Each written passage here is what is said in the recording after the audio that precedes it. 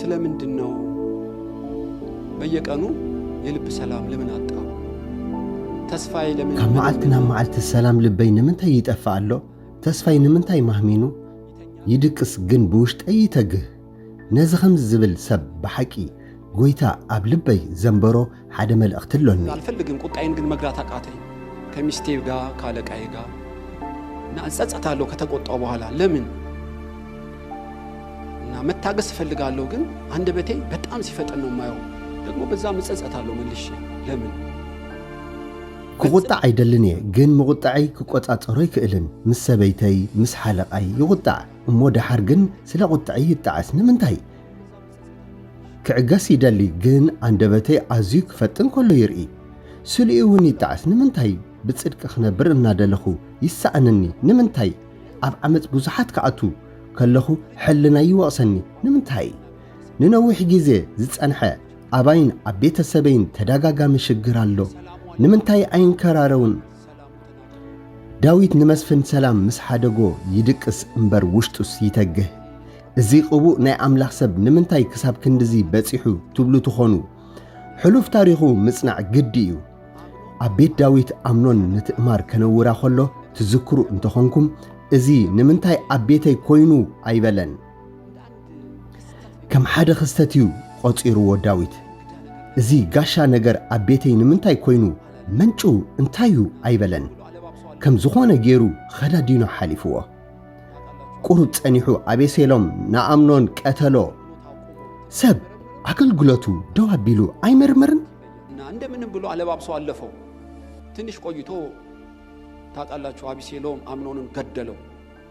ሰው አገልግሎት አቆሞ ትንሽ አይመረምርም ታጣላችሁ ጽሞና ከጸሎት ይለያል ትፈልጡ ይኹም ጽሞና ካብ ጸሎት ይፍለዩ ጸሎትን መዝሙርን ሰርክ እኳ ደው እንተ ዘየበለ ግና ኸብ ጽሞና ናብ ሕልፍኝ ምእታው ርእሱ አየለማመደን ማለት እዩ ኣብቲ ግዜ ዳዊት ናይ ጽሞና ማለት ካብ ጸሎት ቁርብ ይፍለዩ ንኹሉ ነገር ዓጺኻ ኣብ ቅድሚ ኣምላኽ ንነዊሕ ዝበለ ግዜ ምጽናሕ ማለት እዩ ሓደ ጉዳያት ብብርቱዕ ጽሞና ዝንከባለሉ ብፍሉይ ጽሞና ዝቕደዱ መገረጃ ኢሹታት ኣብ ህይወትና የጋጥመና እዩ ዳዊት ዘጋጠሞ እዚ እዩ ኣምኖን ምስ ሞተ ንእሽተይ በኸየ እሞ ንምንታይ ኣይበለን ክገርመኩም ነቶም ዘሳደዱኒ ከሳድዶም ክብትኖም እናበለ ክጽሊ ጀመረ ኦይ እቲ ነገር እናጸንሐ ሱር ሰደደ አቤሴሎም መፈንቅለ መንግስት አወጀ ናይ 4 ዓመት ውዲት ከይሓሰቦ ገዛእ ውላዱ መፈንቅለ መንግስት ገበረ በዚ ጥራይ ይብቅሕን ንምንታዩ ውላደይ ኣድማ ዝገበረለይ ኣይበለን ዳዊት ኣይተረድኦን ምኽሪ ኣሒቶፌል ኩሉ ይበተን እናበለ ብዜማ ይዝምር ነበረ እሞ ሰብ እኮ ደው የብል እዩ ብሓቂ ምሕታት የድሊ ምምርማር የድሊ ዳዊት ግን ብመረጋገጽን ብመርትዖን ይኣምን እሞ ብዝሰምዖ ይብይን ህይወት ብጅልጅል በለ ይኽፋእ ኢሉ ኩሉ ሰብ እናረአየ ነተን 10 አንስት ወሰኑ አቤሴሎም ንኹላተን ተራኸበን አዋሪድዎ ማለት እዩ መመርመር አለበት መጠየቅ አለበት ዳዊት ግን በመረጃና ማስረጃ እየተማራ በሚያየው ይነዳል በሚሰማው ይበይናል ወትብትብ አለበት ህይወት እና ይባስ ብሎ በድንኳን ሰው ሁሉ ያየ 10ን የዳዊት ዕቁባቶች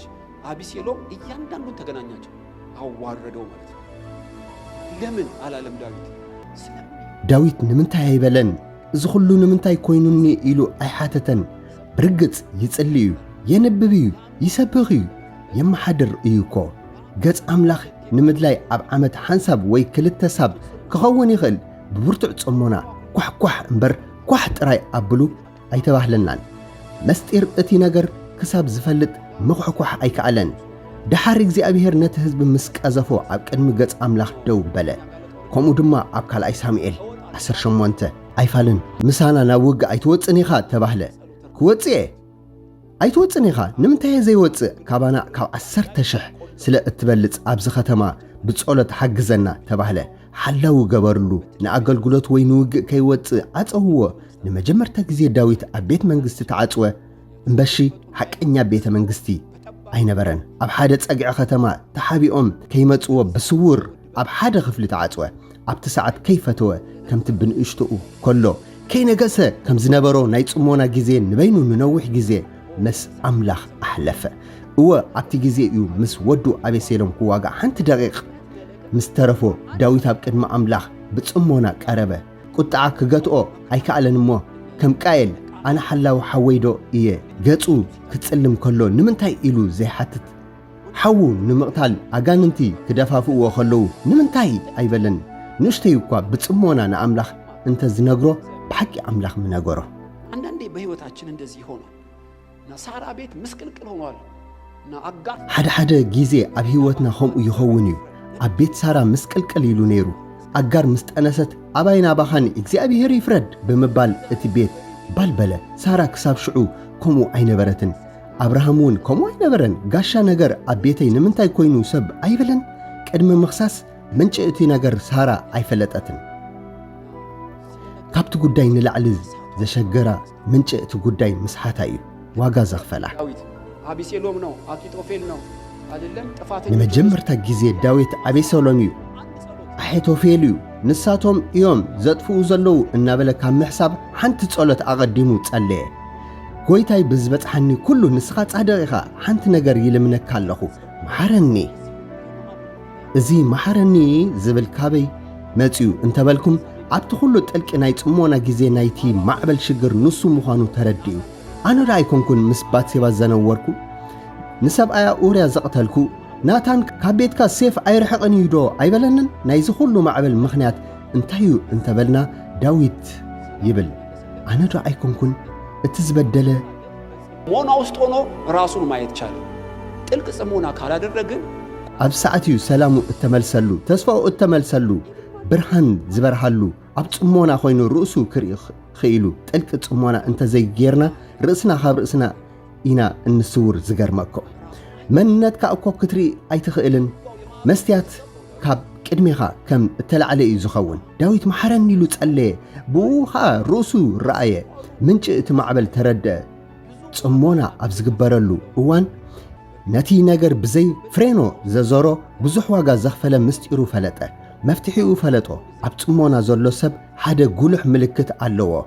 ቁጣዓ ኣብ ዝሰፈነሉ ጊዜ ርእስኻ ምግታዕ ነቲ ቁጣዓ ምቁጽጻር ምኽኣል ትኽእል ብሰበይቱ ዝቁጣዕ ኣሎ ኣብዚ ጉባኤ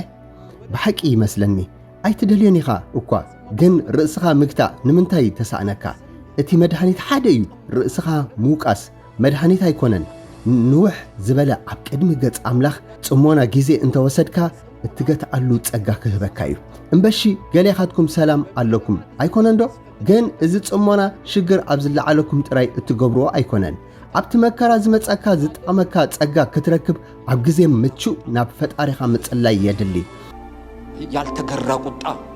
በመለከት ይጀመር ይሆንን ኣብ ቅድሚና ዝመጽእ ቁጣዓ ኣሎ ዶ ዘይተገተአ ቁጣዓ ብመለኸት ክጅመር ድዩ ኣብ ዝሓለፈ ብዙሕ ዋጋ ከፊልና ኢና ሎምኸ ኣብ ሓደ ስፍራ እንሰምዖ ንምንታይ እዩ ተቆጥዑ ግናኸ ዘይተገተአ ቁጣዓ እንታይ ማለት እዩ ሎሚ ናይ ጽሞና ግዜ ዘይብሉ ኣብ ቅድሚ ገጽ ኣምላኽ ጸጋ ዘይልምን ዘቆጥዕ ነገር ክገጥሞ ከሎ ርእሱ ክገትእ ኣይክእልን እዩ ስለዚ እኮ ዳዊት ዝመሃሮ ወደይ አቤሴሎም ኣይትቆጣዕ ኣይኮነን ሰቢኻ ብዙሕ እተዛብዐ ፍትሒ ዘይተበየነልካ ብዙሕ ነገር ገጢሙካ ክኸውን ይኽእል እዩ ግናኸ ቁጣዕኻ ምግታእ ክትክእል ኣነ ዝረኸብክዎ ምስጢር ጸጋ ክነግረካ ኣብ ቤተይ ዕዮይ ደው ኣቢለ ጽሞና ምስ ወሰድኩ ጸጋ ረኸብኩ ስለዚ ወደየ ናብ ሕልፍኛኻ እቶ ናብ ጽሞና እተው ቁጣዕኻ ምግታእ ክትክእል ኢኻ ዝብል መልእኽቲ ንአቤሴሎም ኣመሓላለፈ ተስፋ አለው ይላል በመጽሐፈ ምሳሌ ላይ እና ብንቀጠቀጥ ሰውነቴ ላብላብ ቢሆን ምናልባት ኣነ ጥበበኛ እየ ዝብል ሰብ ርኢኻዶ ኣለኻ ካብ ብኡስ ብዓሻ ተስፋ ምግባር ይሓይሽ ይብል ኣብ መጽሓፍ ምሳሌ እንተ ኣንቀጥቀጥኩ ሰብነተይ ረሃጽ ብርሃጽ እንተ ዝኸውን ምናልባት ማይ ድዩ ተደፊኡካ ከም እትብሉ ይኸውን ቁጣዓኡ ምግታእ ዝሰኣነ ሰብ ትንቢት ክትዛረብ ትኽእል ኢኻ ዘይትሰምዕ ክነስኻ መሰዊኢኻ ሓድስ ይብል እግዚኣብሔር እንተበልካ እኳ ኣይትስሓት ኣብ ቅድሚ ኣምላኽ ጽሞና እንተ ዘይብልካ ኣብ ምድሪ ኣብቲ ዘቆጥዕ ዘመን ቁጣዕኻ ምግታእ ኣይትኽእልን ኢኻ ዳዊት እዚ ምስኮነ ነቲ ምስጢር ምስ ረኸበ ንዑ ተሪፉስ ንትውልዲ ኣርኣያን ምምሃርን ክኢሉ ወደ ኃጢአት እንዳይቆጠር እንዳይቀየር ተቆጣ ነገር ግን ኃጢአት እንዳታደርግ ይለምናል ፈልጥይኹም ቁጣዕ ሰብ ጽድቂ ኣምላኽ ኣይገብርን እዩ ስለዚ እዩ መጽሓፍ ቅዱስ ተቆጣዕ ግናኸ ኃጢአት ከይትገብር ይልምነካ ዝብል ሳኦል ቆጣዐ ካብኡኸ ንአቤሜሌክን ካህናትን ቀተሎም ስለዚ ሕጂ ላቦራቶርን ኤምአርአይን እንተተልዕሉ ሳኦል ጸሎትን ጽሞናን ዝበሃል ኣብ ቤቱ የብሉን ብዘቆጥዕ ነገር መርትዖ ኣብ እዝኑ ከኣቱ ኸሎ ቁጣዓኡ ምዝገት እቲ ሰብ ጥልቂ ናይ ጽሞና ህይወት ዘለዎ ማለት እዩ ስጋ ከም ማዕበል ድንገት ክትንስእ ይኽእል እዩ ካብ ጎረቤት ካብ ቦታ ስራሕ ክትንስእ ይኽእል ብዙሕ ሰይፍን ኣእማንን ሒዙ ሆ እናበለ ክወፅእ ከሎ ተረጋጊእካ ኮፍ እንተበልካ ንስኻ ናይ ጽሞና ግዜ ኣለካ ማለት እዩ ነዊሕ ዝኾነ ምስ ኣምላኽ ብሕታው ርክብካ ጥልቂ እዩ ማለት እዩ ደቂስካ እንታይ ሓሲብካ መፈንቅለ መንግስት ጌርካ ዘውዲ ክደፍር ኢኻ በኣእምሮኻ ዝኾነ ምንም ሽግር የብሉን ኣነ ዝልምነካ ክወግሕ ከሎ ካብ ዝደቀስካዮ ክትንስእ ከለኻ ከይትፍጽሞ እዩ ኣብ መንጎ ሓሳብካን ተግባርካን ግዜ ውሰድ ኣቤሴሎም ከም ሰማዕካየን መረጋገጽ ከም ዝነገሩኻን ኩሉ ከይኮኑ ይኽእሉ እዮም ጽሞና ግዜ ዘለዎ ሰብ ሓደ ምልክቱ ኣብ ግዜ ቁጣዓኡ ይገትእ ካልኣይከ ኣብ መንጎ ሓሳቡን ተግባሩን ትዕግስቲ ይገብር ግዜ ይወስድ ማለት እዩ ዝሓሰቦ ፈጢኑ ኣይትግብሮን 100 ካብ 100 ቁኑዕ እኳ እንተመሰሎ 1000 ዓመት ይነግስ እንተተባህለ ክዛረብ እንተኸኣለን መልክዑ እንተ ዝጽብቕን ዳዊት እውን እናልቀሰ ጥራሕ እግሩ እኳ እንተወፀ ናታን እውን እንተ ገሰጾ እኳ ኣብ ደንበ እንተተረኽበ መንዝርና እንተገበረ ኣቤሴሎም ከም ዝመሰሎ ካብ ሳኦል መንፈስ ቅዱስ ተንስኡ ኣብ ልዕሊ ዳዊት ከም ዝኾነ ካብ ዳዊት ተንስኡ ናብ አቤሴሎም ዝኸውን መሰሎ በ10 አጻብዕቱ አቤሴሎም እንዳለው ከሳኦል መንፈስ ቅዱስ ተነስቶ በዳዊት ላይ እንደሆነው ከዳዊት ተነስቶ አቤሴሎም ከምኡ መሰሎ ክመስለካ እኮ ይኽእል እዩ ግን ከም ሓቂ ክነግህ ከሎ ከይትፍጽሞ ተጠንቀቕ ግዜ ውሰድ ዝሓሰብካዮ ከም ዝሓሰብካዮ ከይከውን ይኽእል እዩ እንደ እውነት ሲነጋ እንዳትፈጽሞ ተጠንቀቕ ግዜ ውሰድ ያሰብከው እንዳሰብከው ላይሆን ይችላል ለትግስተኛ ሰው ብዙ ማስተዋል አለው እቲ ንኹራ ደንጓይ ብዙሕ አእምሮ አለው ኮራይ ግና ዕሽነት ይገልጽ ተባሂሉ እተጻሕፈ ነዚ እዩ ሓደ ጉዳያት